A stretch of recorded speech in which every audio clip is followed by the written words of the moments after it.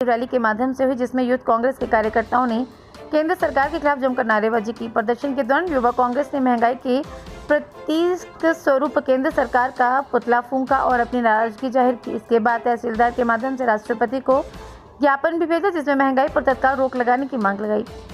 Media से बातचीत करते हुए यूथ कांग्रेस जिला अध्यक्ष अरुण ठाकुर ने कहा, देश का युवा आज बेरोजगारी की मार झेल रहा है, लेकिन केंद्र की मोदी सरकार महंगाई पर काबू पाने में पूरी तरह नाकाम रही है।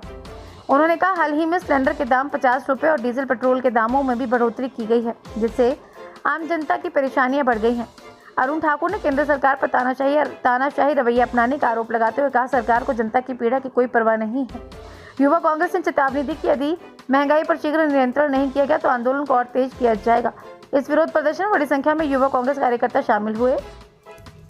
जो ये विवाद हुआ है, टैक्सी ऑपरेटर यहाँ पे पुलिस थाना डलहौजी में पहुंचे हैं, इसको लेकर आपका क्या कहना है?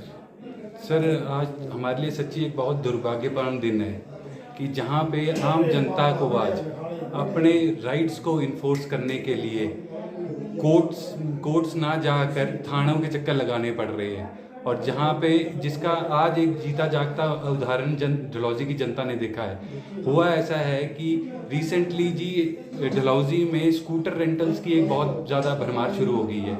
अब वो क्या है कि जो स्कूटर रेंटल है वो रेंट मोटरसाइकिल स्कीम्स के अंडर आते हैं। उसमें there are certain mandatory conditions जो कि फुलफिल करनी होती है।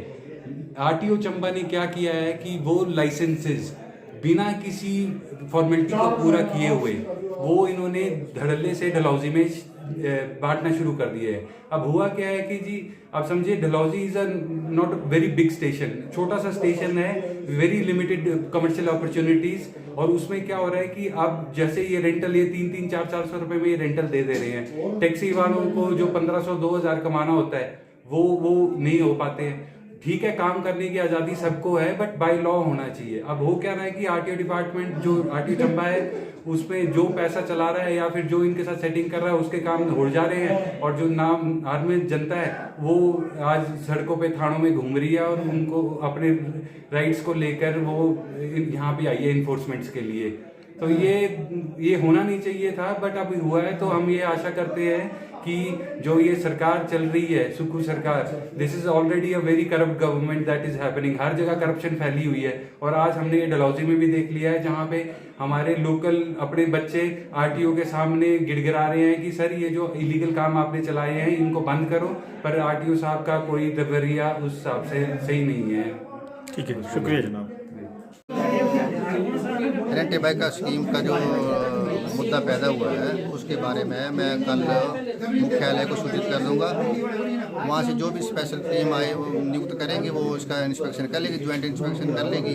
जिसका जो भी फैसला होगा वो उसके आधार पर फैसला ले लिया, रद्द करना वो रद्द कर देंगे, देना वो दे देंगे, है ना जी। और दूसरा जो प्राइवेट गाड़ियाँ एज ए टैक्सी यूज हो रही है उनको चलान करते रहेंगे, और जुर्माना जो रूल अनुसार बनता है वो जुर्माना ले लेंगे।